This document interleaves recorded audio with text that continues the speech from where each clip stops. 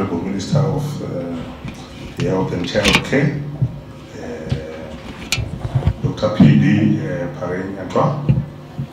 I also want to recognize the chairperson of the Seashore Board, that's Mr. Manyakara, who is seated next to Dr. Pareng-Nyatwa. And then there are all the ZipShore board members here present. They are all welcome. There are Minister of Health and Child Care officials, partners who are also involved in business. They are all welcome. The media here present, they are all welcome.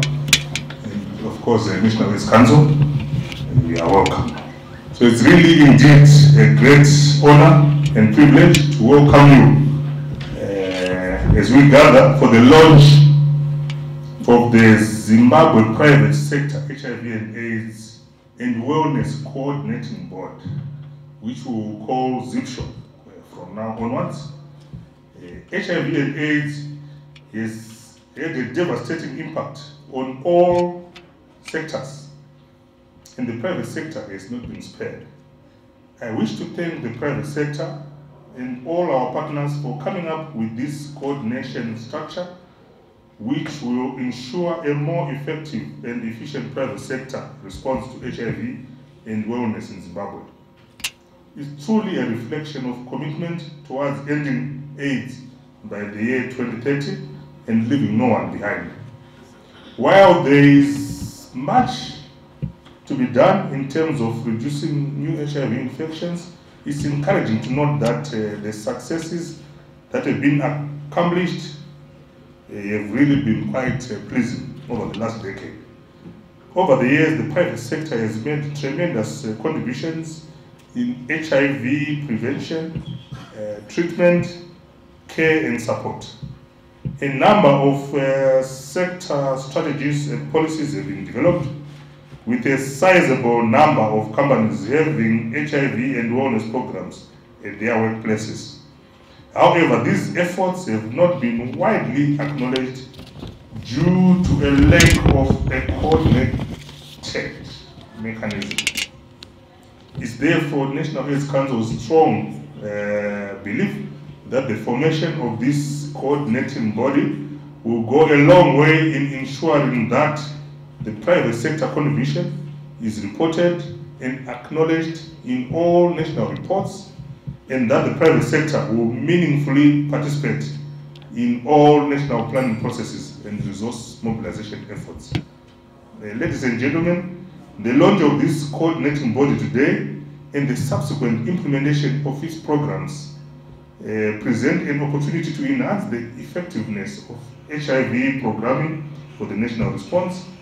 Statistics have shown that the epidemic wears a female face, with an HIV prevalence rate of 17% among women compared to 11% among men. Inequalities based on gender relations have to be acknowledged and addressed at the workplace. Reduction of these inequalities should be integral to the strategic response to HIV, which should be informed by experiences and perspectives of women and girls and should contribute to their empowerment. As we gather here today to launch this coordination structure, let's all take time to reflect on our personal behaviors and take appropriate measures. HIV testing is an entry point to HIV prevention through knowing one's status and knowing what to do next, through facilitating access to antiretroviral treatment. Through multi-sectoral dialogue and action, it's my sincere hope that we will succeed in ending AIDS by the year 2030. So with these few remarks, once again, you are all welcome to this very important event, and I wish you well for the rest of the night. Thanks. There was the CEO of the National AIDS Council, Dr. Tapio Magure, welcoming, giving us some welcoming remarks. So we want to say thank you once again, Mr. Magure, and we know as National AIDS Council they are doing a sterling job in terms of coordination. We want to say thank you once again. Right about now, we're going to have an overview of the ZIP show from Mr. Johnson Makanyara, who is the board chairperson. So we can ask you, say, to come. National AIDS Council, Dr. Evaristo Malowa, the NAC CEO, Dr. Tapuwa Magure, and members of the NAC Secretariat. The ILO country representative, Ms. Pororo, and members of the ILO staff, representatives of employers, employees, and professional organizations present, colleague board members, partners present, representatives of private sector companies and other organizations present, invited guests, ladies and gentlemen. It is indeed an honor to be present and witness this great day, this historic day. It gives me great pleasure to welcome you to the launch of the Zimbabwe Private Sector HIV and Wellness Coordinating Body, ZIP show. The launch is a significant first step in marshalling the private sector contribution towards attaining the Stopping AIDS goal by 2030. It is important that as chairman of the ZIP show, I give credit to the National AIDS Council for taking its rightful leadership role to ensure the ZIP show becomes one of the national institutions to support its core mandate of coordinating the national response to the HIV pandemic. There is no doubt that the private sector has made some significant contribution to the response. However, this contribution has not been given the eminent role it deserves due to the weak coordination and reporting on its activities. It is this significant gap which ZIP show has positioned itself to fill. Businesses realize the need for a private sector coordinating role as way back as 2004, when 13 listed private sector companies collaborated to form the Zimbabwe Business Council on AIDS, ZBCA. For a variety of reasons, which I will not go through, the body did not achieve the anticipated impact the founding business leaders had in mind. For this reason, the ZIP show board is grateful to NAC for keeping the dream alive. Today's launch is a clear testimony of this stronger movement.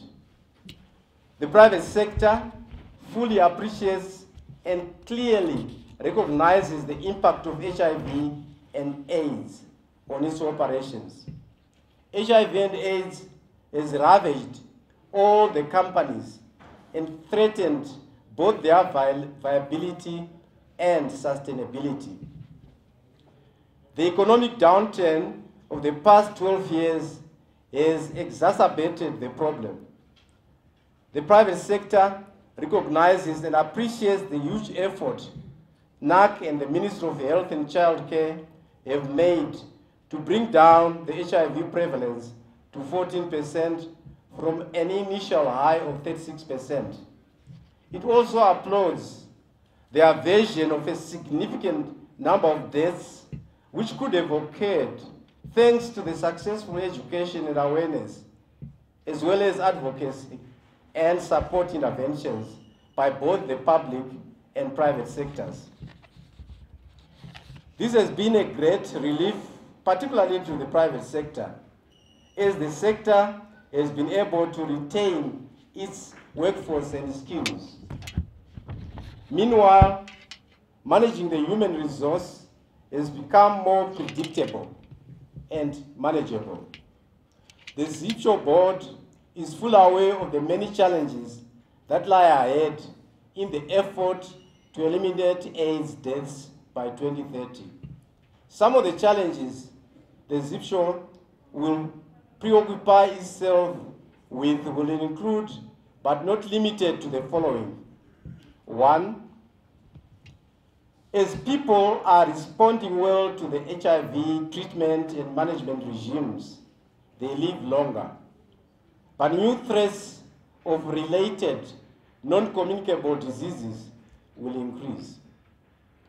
This is evident in the increases in cancer-related infections, sugar diabetes, hypertension, and obesity, the so-called lifestyle disorders. Our focus as we move forward is to ensure the ZimdiTv will provide a platform to coordinate and enhance its response to these changing dynamics. 2, the need to expand the HIV and wellness services uptake in the private sector. This will need strong advocacy to the private sector leadership itself at the highest levels. The ZimdiTv will use the private sector forums to build a strong momentum among the private sector leadership.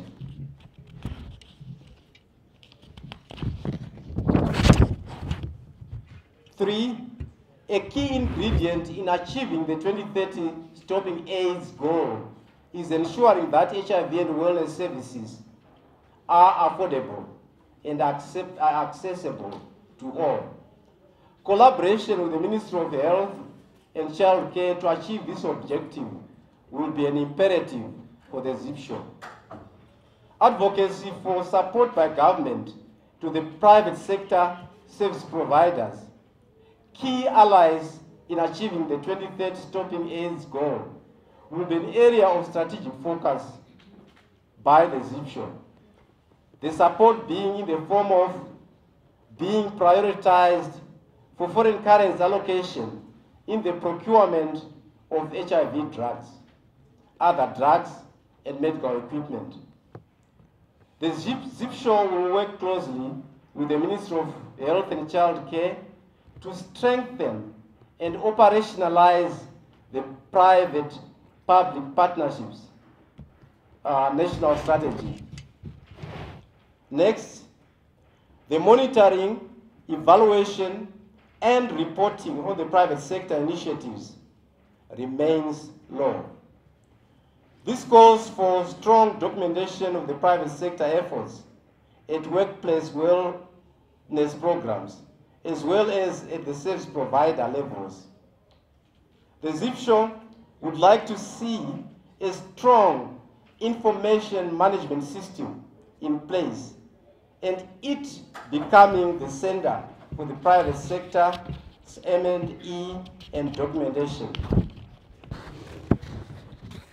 You will all agree with me that funding of the HIV and wellness response is a key area for the HIV response to achieve the desired 2030 goal.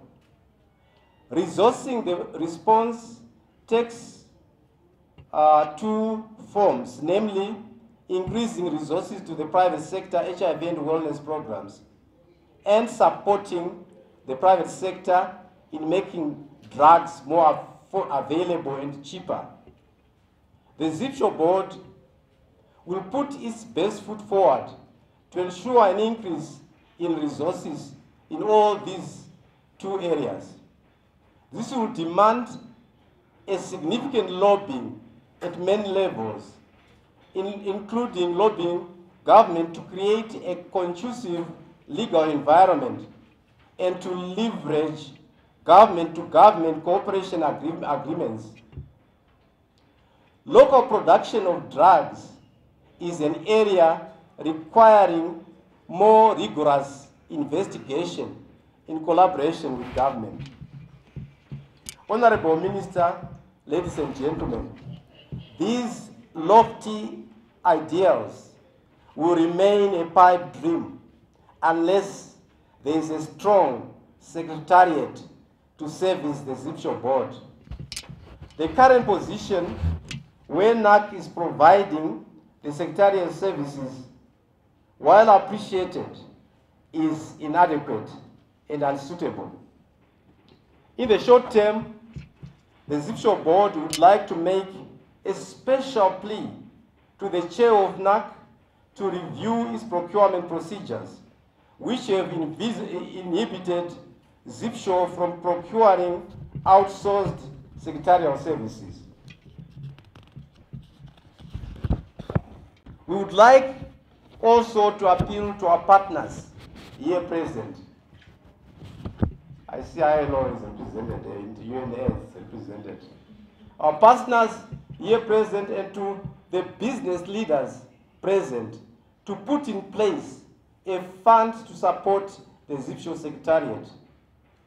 Your investment in this regard, I can assure you, will bring in positive returns beyond your immediate dreams. May I, in conclusion, thank the Honorable Minister for your personal commitment to the strengthening of the ZipShow. You have positioned ZipShow at a strategic position in the nation. I wish to thank NAC for their support. My board is looking forward to a future where we win ZipShow from the investment NAC is making and be able to run independent of the NAC resources. I also wish to thank all the partners for your effort and support since ZipShow's inception. To the business and professional associations here present, thank you for your support since the formation of the ZipShow. My appeal to you is to continue this support and establish wellness desks in your structures. To the business leaders present, I wish to thank you for the support you give to the wellness programs at your workplaces, and this support is huge, ladies and gentlemen. Some of you have already demonstrated that the more investment you put in HIV and wellness, the greater the return you will get from this investment. Let us spread the word to all our colleagues. On behalf of the ZipShow board, I wish to thank you all for joining us at this historic event. This launch is, if I paraphrase Neil Armstrong's words, a small step for the private sector, but a giant step towards achieving the 2030 goal of stopping AIDS. I thank you. When this program was produced, and I was put to speak immediately after Mr. Manyakara, if I'd had anything to say about it, I would have said, no, you put Mr. Manyakara at the beginning and me right at the end, because we are going to say exactly the same thing. And if repetition is done after a while, adults forget very easily. So you would have easily forgotten what Mr. Manyakara had said by the time I came to say it myself. So as it is, ladies and gentlemen, I'm in the very invidious position of having to repeat what has been said within 5 minutes of it being said. Mr. Manyakara comes from the private sector. In fact, he is a very big, recognized person in the private sector. And therefore, everything that he said is exactly what the private sector is hoping for and aiming for as far as HIV and AIDS, and in fact, everything else is concerned. What I'm saying, ladies and gentlemen, is in the private sector, our major concern is the business case for intervening in HIV and AIDS. The private sector is sometimes said to be very cruel and very selfish and very, because we are said to be just after the profit motive. What's in it for me? What do I get if I do this? And there was a very real case of us having to do something if we intended to remain in business at the height of the HIV and AIDS epidemic. We were very lucky at this point to have had assistance from the ILO through CEDA and the Global Fund, and we were able to do a very extensive program of HIV and AIDS in the private sector. This was done between MCOS and ZCTU.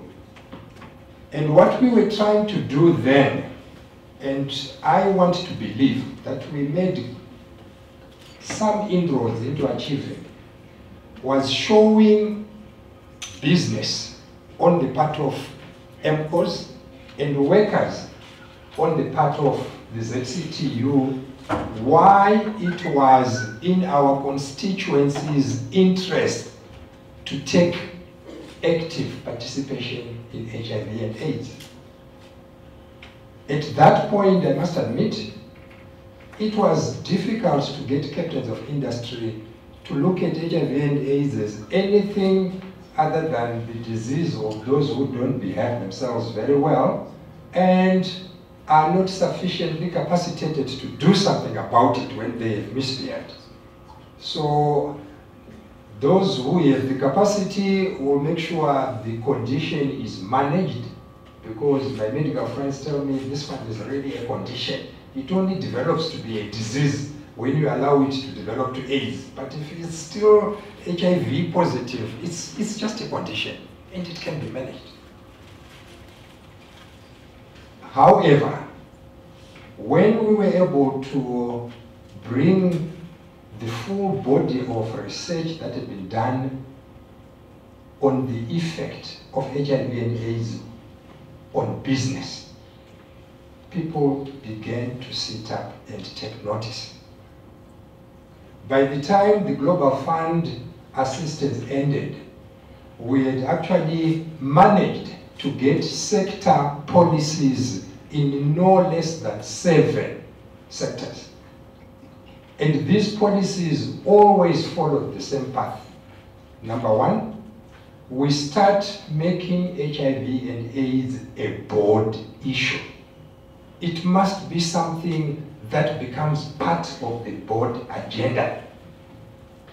And when the company has accepted that HIV and AIDS is a board agenda item, the next thing then becomes putting in the structures to support that. We have the policy, but a policy by itself is nothing without the structures to support and implement it.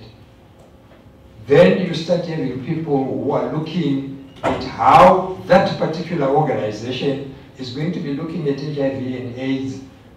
What measurement parameters? How are you going to quantitatively say we are making progress or we are not making progress? And how is this going to be tied up with the overall bottom line in your company? And believe you me, ladies and gentlemen, we did find, even here in Zimbabwe, outside of the literature that you will get from all the other advanced countries, that those companies, as Mr. Manyakara said, who invested in managing their HIV and AIDS conditions in their places, really reaped a dividend which was much, much more than the investment that they put in.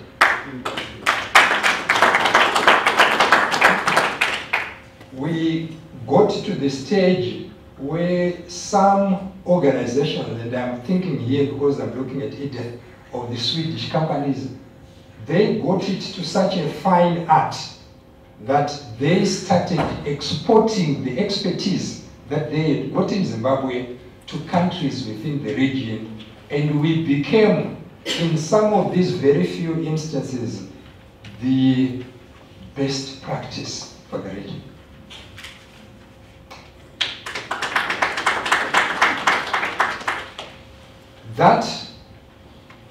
That is true, is shown by the fact that, I don't know who does the national statistics, is it NAC, Dr. Magori? Our national AIDS, again, I'm not sure whether you call it incidents or whatever, he has definitely showed the best improvement in the region. From the highs of 30-something% that we are now ranking amongst some of the lower burdened populations in the region. So let me end, ladies and gentlemen, by again repeating what Mr. Manyakara said.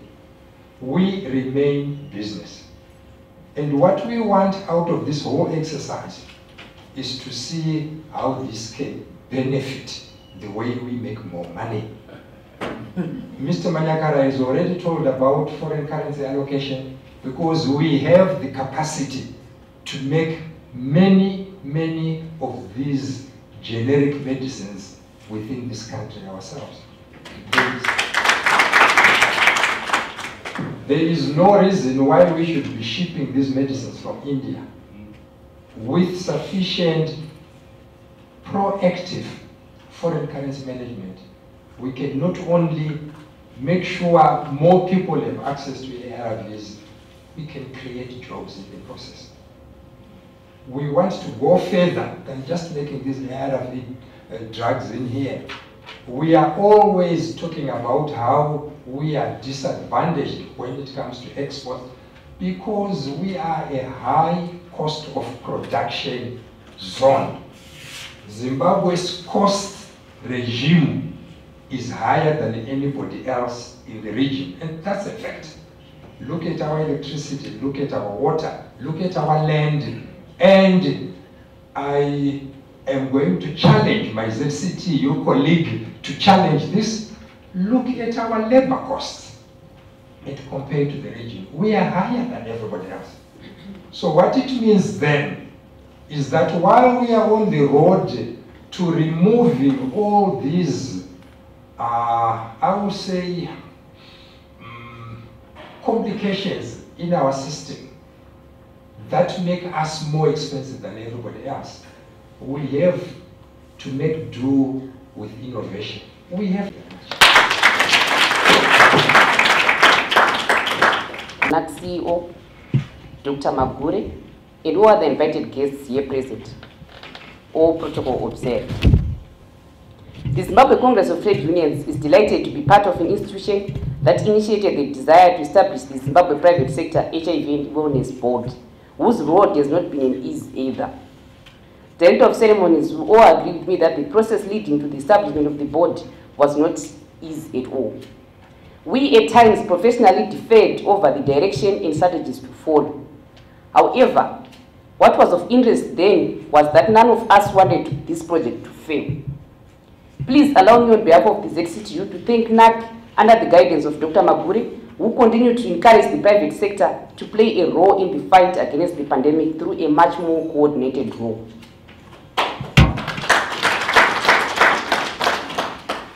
Zimbabwe is a major AIDS burden and is among the countries that have made the strongest response in sub-Saharan region through the AIDS levy program. As ZCTU, we've played a critical role where awareness programs have been taken down to the workplace and sector-specific policies on HIV and AIDS have been developed.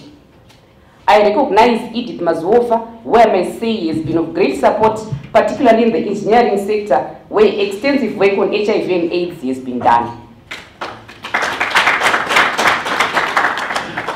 The private sector, as we might all know, had lagged behind in terms of playing a very active role in the fight against the pandemic. The Zimbabwe National Strategic Framework for Private Sector Response to HIV and AIDS 2007 to 2010, you agree with me, gathered dust as we failed to utilize it because the sector was not well coordinated. This challenge gave room to the fly-by-night purported private sector players who did nothing but exploited people living with HIV and AIDS through lining up their pockets. Director of Ceremonies, now that we have established ZIPSHO, whose main mandate is coordination and strengthening private sector response to HIV and AIDS, TB and wellness, we will push for the attainment of our ambitious 390-90-90 target to help end the HIV pandemic by 2030 and to continue to encourage all to close the tape of the new infections. However, we all need to work together and make sure that Zimbabwe's HIV prevalence rate, which has declined remarkably in recent years, falling from as high as 24 to 14% according to the recently conducted ZimdiTv in 2011, should further decline. The annual incidence of HIV among adults 15 to 64 years, according to the same report, declined from 0.85% to 0.45%, corresponding to approximately 32,000 new cases annually. ZipShow has developed its strategy and activities which the Zimbabwe Congress of Trade Unions, ZCTU, will religiously implement. We are at this moment optimistic that statistics from the private sector will now be accurately captured for inclusion in the National Monitoring and Evaluation Report. In conclusion, Director of Ceremonies, allow me to remind the Honorable Minister of Health that we are still waiting for an appointment of a ZCTU representative to the NAC board. I thank you.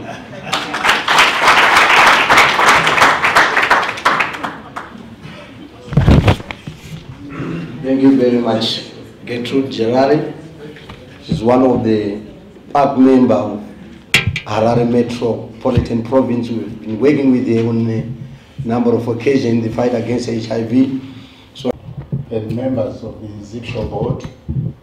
I would like also to recognize the CEO of NAC, Dr. Tapoa Magure, and members of the NAC Secretariat, the employers and employees federations here represented, partners present, and I would like to notably note ILO, who have put a lot of time and effort in the establishment of this of ZipShow. I would like to recognize captains of industries who are here as the launch of ZipShow. The launch comes at a time of great optimism among our people, particularly as a nation, as we are still trying to celebrate the launch of the new dispensation in our country's political history. This afternoon, I was listening on television to one of the programs.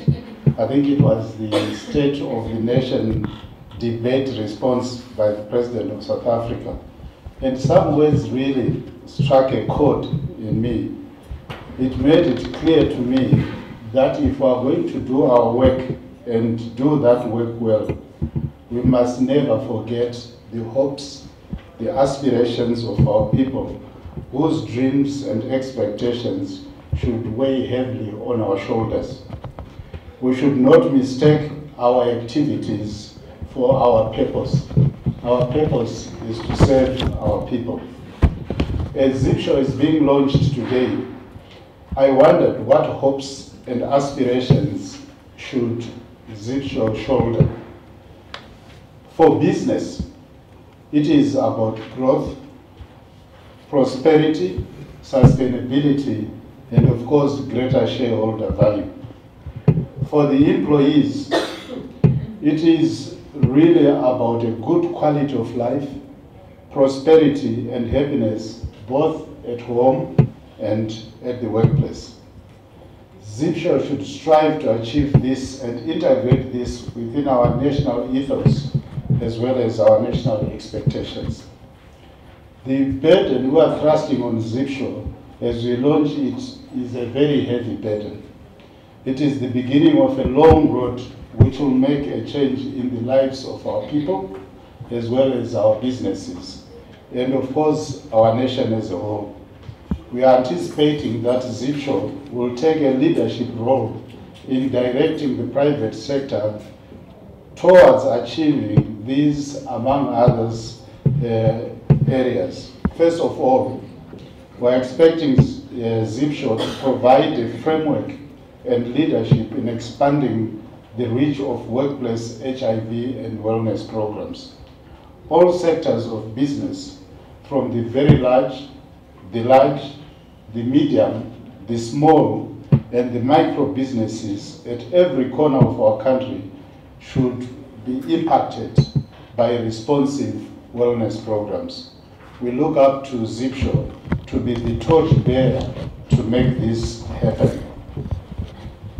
We also expect ZipShow to ensure that all private sector service provider efforts, including doctors, nurses, laboratories, pharmaceutical companies, psychologists, researchers, etc. are coordinated, recognized, and supported. We also expect that ZipShow will make sure that the contribution of the private sector is well documented and publicized through a vigorous and comprehensive monitoring, evaluation, and reporting system. We expect ZipShow to ensure a stronger partnership between the private sector and the public sector, the civic organizations, as well as the community in general. And we hope that this particular partnership will be cultivated and strengthened for the common good.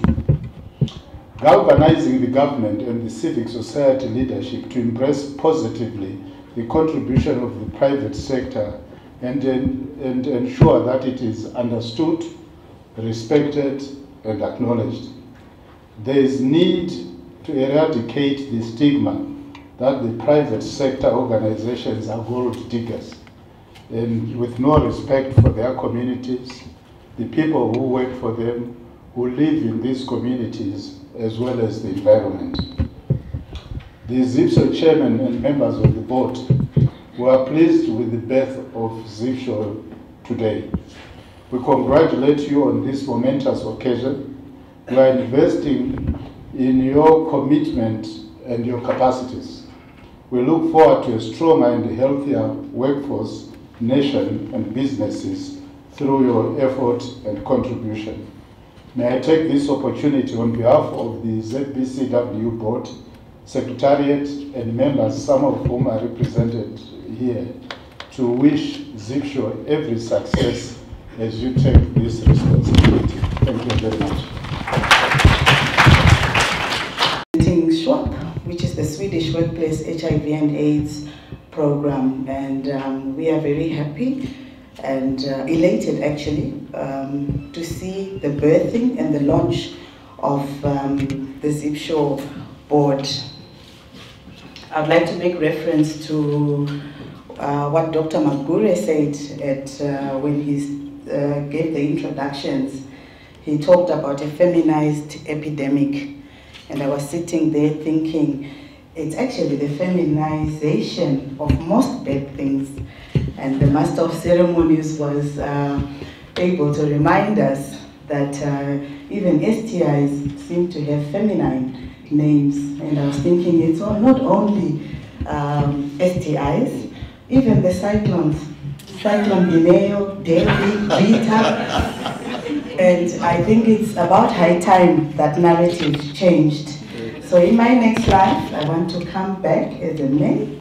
And I mean, we must change these names. Let's give them male names for a change and make it more exciting.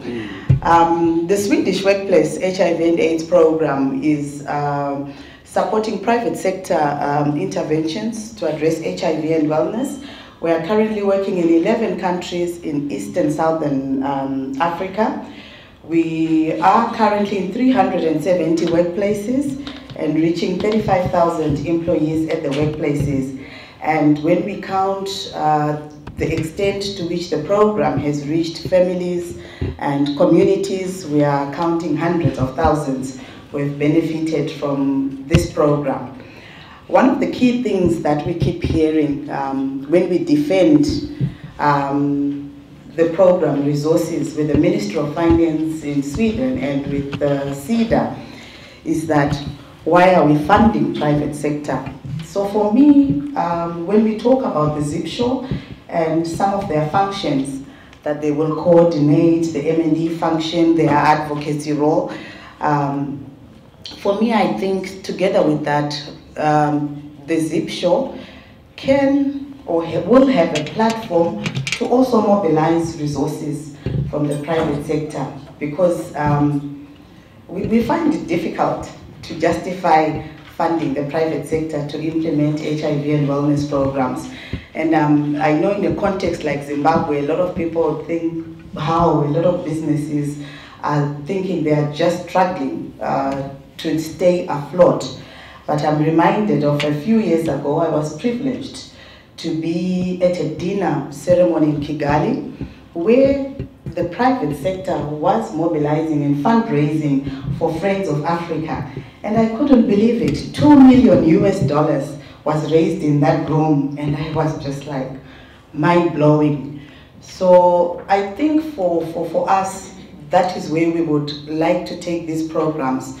Mr. Mufokare talked about making a business case for HIV and wellness programs. And for us, I would say that is just a start.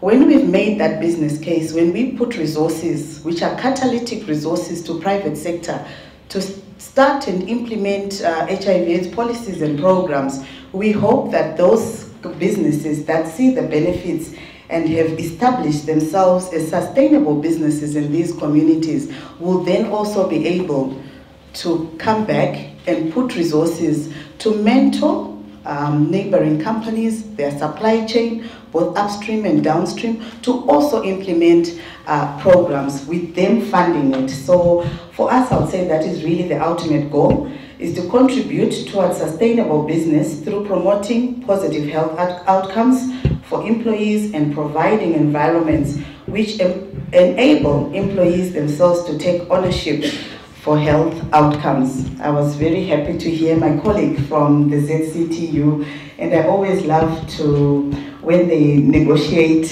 for the CBA agreements in health and HIV, that sometimes we need to also remind the employees that with every responsibility, you know, with every ownership of rights, responsibilities, there are also responsibilities at the personal level, and the employees also need to take ownership of sexual behavior and also of their own health outcomes. What we do, in short, promotes wellness. We're not just looking at HIV, but we're promoting workplace wellness. We're looking at physical, psychosocial, as well as financial wellness of the employees. We're also looking at the decent work and in terms of workplace-based industrial relations and promoting social dialogue. And more these days, we talk of transformation, where we are looking at diversity and inclusion. So when you hear a comment like the one my brother said about the feminization of even STIs, for us it's an opportunity to say, when we are in the workplace, are we also discussing gender, the cultural norms, and everything else that affects the sexual reproductive health? And we like to have that dialogue happening at the workplace to say, can we begin to discuss gender-based violence? Can we begin to discuss access of treatment, testing services, everything else really? Are women accessing at the same rate and level as their male counterparts? What we've seen in terms of results from our program is that we've seen a better dialogue climate at workplaces that reduces stigma, conflict in a democratic way, and influence and improve individual and general work environment. The protection of human rights of workers through anti-discrimination policies and implementation and information and awareness raising of these and other related policies. Obviously, we've seen healthier workplaces and increased productivity, which is the language, of course, that the business leaders understand. And we've also begun to see an inclusion of diversity, inclusion and gender-sensitive workplace programs, and reduced employee turnover, and which has had positive impact on unemployment and skills development. And more, we are talking of promoting sustainability as a core operational condition for companies and for employees. And we do this because we see an opportunity for the private sector to also contribute to the wider SDG agenda through social dialogue, through workplaces as agents of change, and also through providing workplaces with catalytic funding. We wish the ZipShow board the best, and we look forward to you coordinating the private sector response better. There is a lot that the private sector has been doing, but unfortunately, the documentation, the reporting, the M&E, sometimes the data does not get to knock of all the good programs that are happening on the ground. Sometimes I even get fatigue of hearing about the Hippo Valley program. Sometimes you think it was the only program here in Zimbabwe, and yet there are many, many examples of private sector response, private sector doing good, and then, yeah, I would just like to encourage all private sector partners to come on board and support the ZipShow board, and we will continue to do the same. Thank you. I've not documented your heroic work. Any Jack and Harry who's going to walk into the country either as a donor or as a friend or whatever is going to walk away with the glory. It needs to be documented. Now, from my observation about Zimbabwe from a long time, we have here in this room, I just learned today that you're a senator, Honorable. I thought you were an MP. So saying, why is he not punching? Now I understand. The image that we have about Zimbabwe in the UNAIDS arena globally is the face of Honorable David. He has brought a very, very strong message across to the whole world now. Started here in this country, went to the sub-regional level, then to the continental level. Now, whenever we talk about a global coalition on prevention, nobody can move one step forward without his image, his name, and his role in that. And I really want to congratulate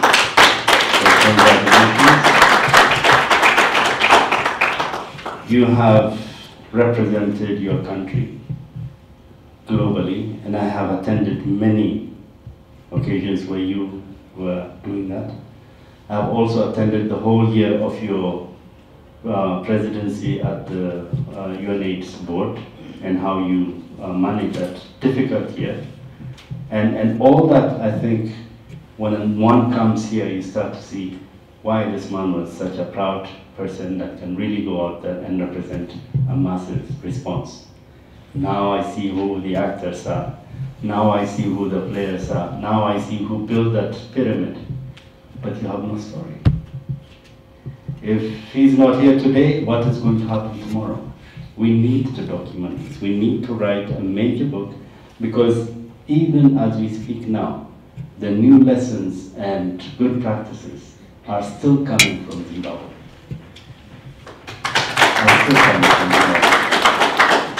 And as a private sector, I'm also very passionate about Dr.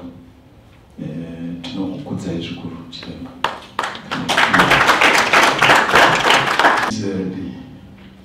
And we know that in 1985, that's when we first had our first case of HIV. And I think we should know that 1985 was the first case that was identified at the National Blood Transfusion Service. And at that time, and I must be very honest, at that time there was a lot of stigma there. And in fact, people didn't open up to HIV. So, but in the ministry we created a small unit to deal with that. But it then became just a ministry unit. And eventually we then opened up properly and then said, let's have a multi-sectoral approach. That's how the National AIDS Council came up. And that body is supposed to be representative of all the sectors. And I'm glad that the representative from ZCTU said they want to be on the board. And I know if we could do it, everybody here would be on that board. But it's very strongly multi-sectoral, and its major purpose is to coordinate all the activities of HIV in this country, and they're doing it very effectively. But now we have got the 100-day plan. You know, there's a new dispensation.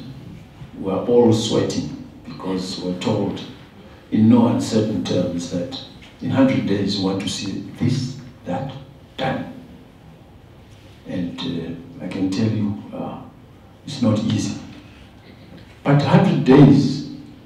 linked to some of the things that we're doing here.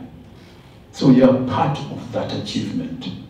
And Mr. Manyakara, will put you in our 100 days achievements.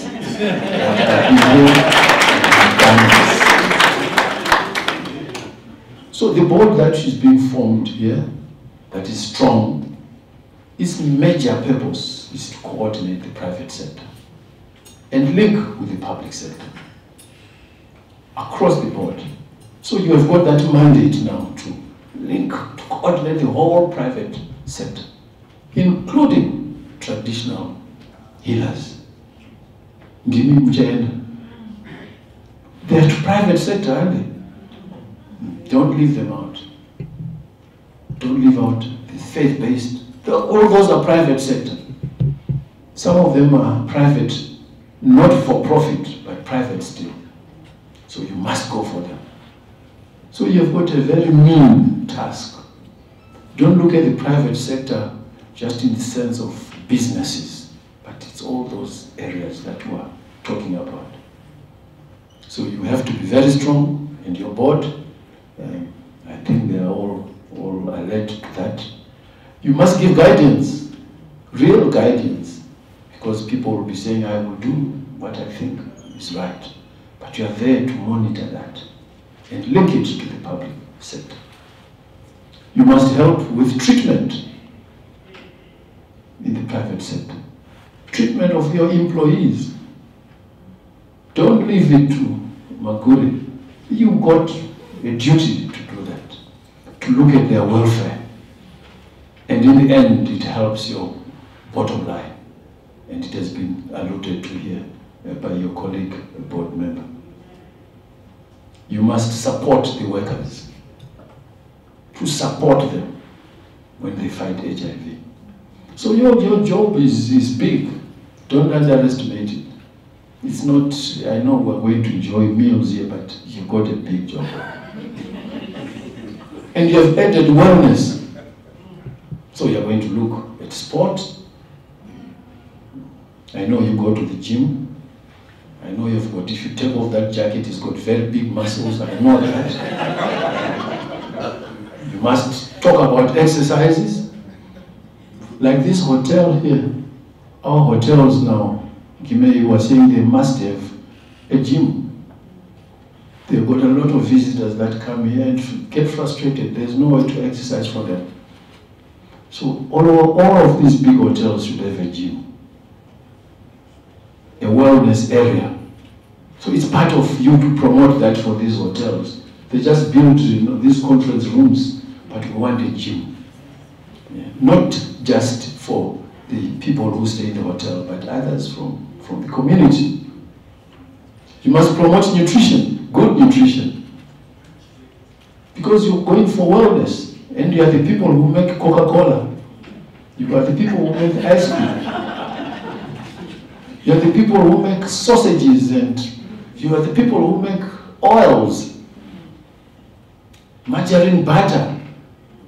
So how are you going to do that? You want a bottom line, but Coca-Cola is not good for us. Sugar. So you need to tackle all of those things. I don't know why you put wellness, but there you are. You must promote rest. People don't want to rest. They go to sleep at 12 o'clock, by 5 they're up praying. We know that you must have at least 7 hours of sleep per night. So, Mr. Manyakara, you need to promote rest. Just good sleep. Master of ceremony. Good sleep. Yeah, it's very, very important. You must talk about alcohol. Abuse of alcohol. You must talk about it. Smoking. Both snuff and if the others who get arrived at here or no sugar. Let's talk about that.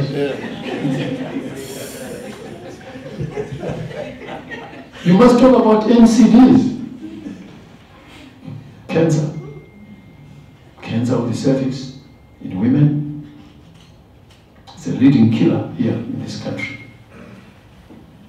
we've got a champion now in the First Lady. He's talking about cancer of the cervix. So we are saying all women should be screened for cancer of the cervix. But as you screen them for cancer of the cervix, you also screen them for cancer of the breast. So they are coming, the women are coming, given that screening, and they examine their breasts.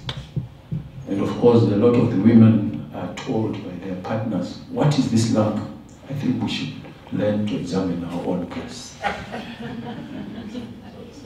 So it is important, Mr. Manyakara, you will have that.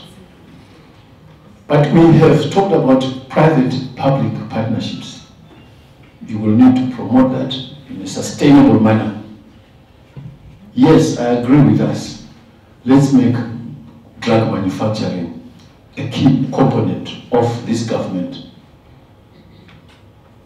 so that we encourage drugs to be manufactured here. We have very big companies here, CAPS, which used to export 48 products. It has shrunk, and we're looking for partners for CAPS. We've got Dark Labs, we've got Varicam. This could be expanded.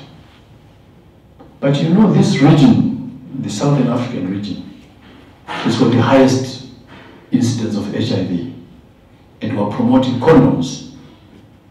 Condoms, both male and female. And the youths have now got a particular type of condom that they like. But we don't manufacture them. So, Mr. Manyakara, you want to be a big businessman, please manufacture condoms for the region. For the region. And it's not beyond us. We used to manufacture here syringes, Mazongororo syringes, if you remember, years ago, and it shrunk again. But you can look at those things. You import condoms from China, and some people complain they are too small. So you need your own condoms. You need to be able to have your own condoms. You need to promote documentation. I think it has been emphasized by Dr. Mahumba and your colleague. It's important. Confidentiality, so that you remove stigma and discrimination at the workplace. So I know some employers ask and demand from doctors that tell us, is my manager HIV positive? Tell me. You have got to have that shared confidentiality. So you must train ourselves how we manage that. But don't leave out the informal sector. Because I know you've got a time, but in so manage them, talk to them, put mechanisms in place. Those are not workers, they are also employers there. That see so to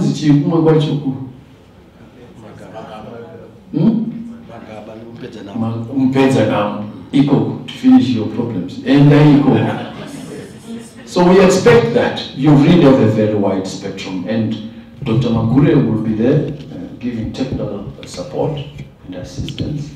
UNAIDS is very, very good at that. So that when we invite his boss, Michelle Sidibe, we take him to Mpezanam. We don't take him to Migos. So that is your agenda, a big, big agenda. Resources. Yes, it is true that I've been invited in the region to various fora to talk. And the last time I went to South Africa, I was invited as a guest of honor at a dinner for the private sector where they were launching this sort of thing. And there were 55 companies there, big companies, mostly owned by Warumbiwa Mabuas, big. And we're talking about what we call the fourth bottom line. They had a bottom line, then it's number one bottom line, 2, 3, now they're on the fourth bottom line, where they're saying we only not just make profit, but we now should empower our workers. That was their fourth bottom line. And they raised a lot of money. And we were supposed to launch a similar one here in Zimbabwe, and now it's launched. This is you. You have launched it. So we want to congratulate you for that. So we're hoping, Dr. Magure, Gimei, and your board, Newe David, Zima mazvipinza mudangaimo. Absolutely. We now expect you to call for a bigger private sector dinner, big one, a big gala, where these people come with pulling socks and so on. Big one.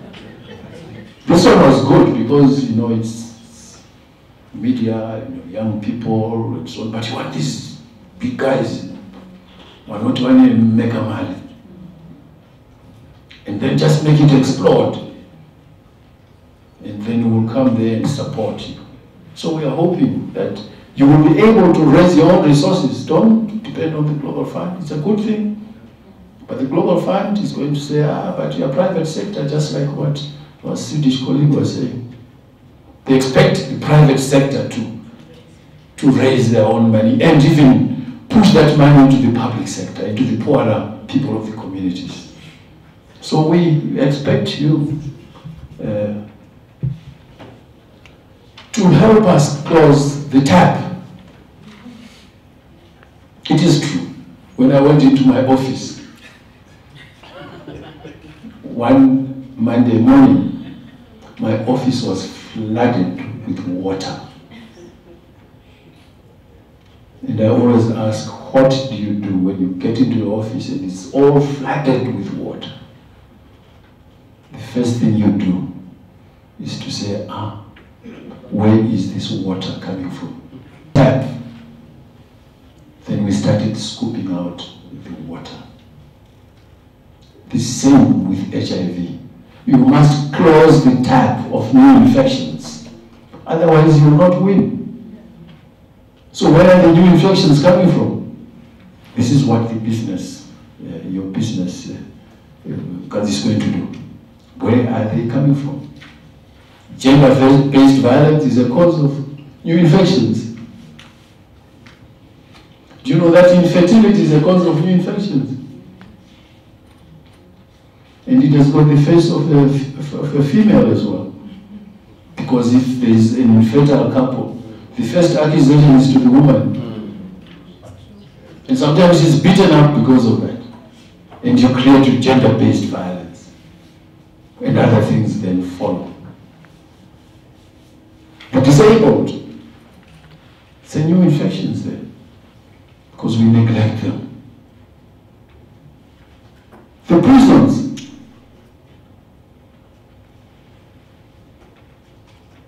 The sex workers.